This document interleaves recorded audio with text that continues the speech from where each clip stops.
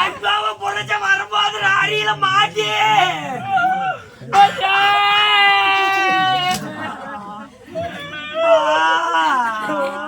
ராடி வீலையோ மாட்டி போறத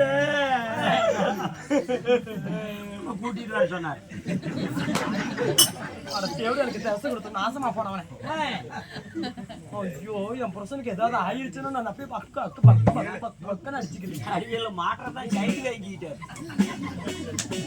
போய் காண வேண்டும் அல்லவா? ஆகட்டும்.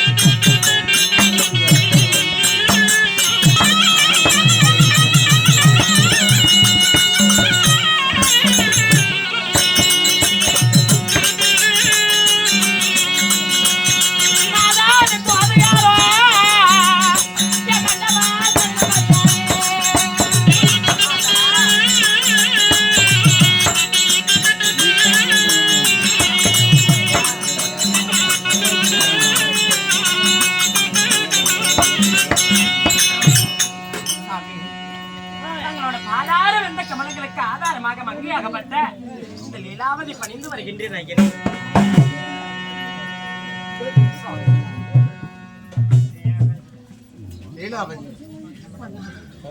கர்ப்பமாக இருக்கக்கூடிய பெண்ணினுடைய ஆசையை தீர்த்து வைப்பது கணவனுடைய கடமை. அதனாலே தெய்வலோகத்து மண் வேண்டும், அதுதான் என்னுடைய ஆசை என்பதற்காக நீ சொல்ல தெய்வலோகத்து மண்ணை கொண்டு வர சென்ற தம்பி ஹிரண்யாட்சுதன் அந்த நாராயணுடைய கையால் மரணம் அடைந்து விட்டார்.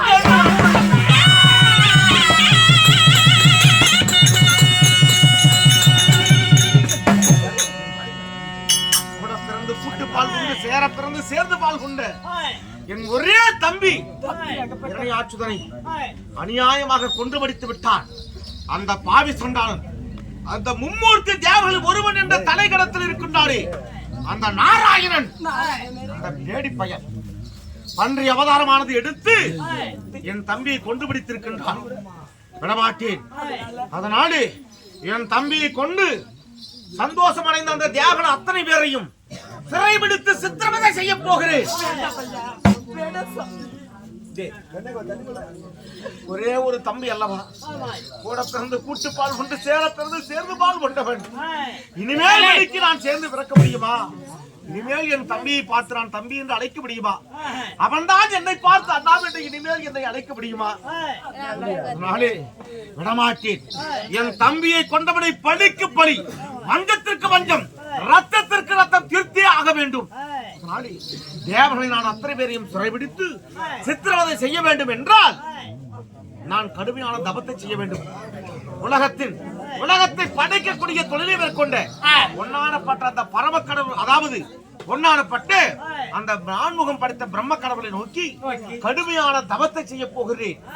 ஆமா, தவத்தை செய்து அரிய பெரிய வரத்தை வாங்கி பிறகு வந்து உன்னை சந்திக்கிறேன். போய் வா மன்னவா என்று பொன்னான உன் வாய் திறந்து என்னை வாழ்த்தி வழி அனுப்பி வைத்தால் போகக்கூடிய காரியம் இனிதே படிதமாகும் என்று தான் உன்னிடத்தில் சொல்லிவிட்டு போனேன். ஆனால் கர்ப்பிணியாக இருக்கக்கூடிய நான் இப்பேற்பட்ட நேரத்தில் உன் கூட இல்லாமல் தவத்திற்கு போகிறேனே என்பதற்காக கவலை கொள்ள வேண்டாம்.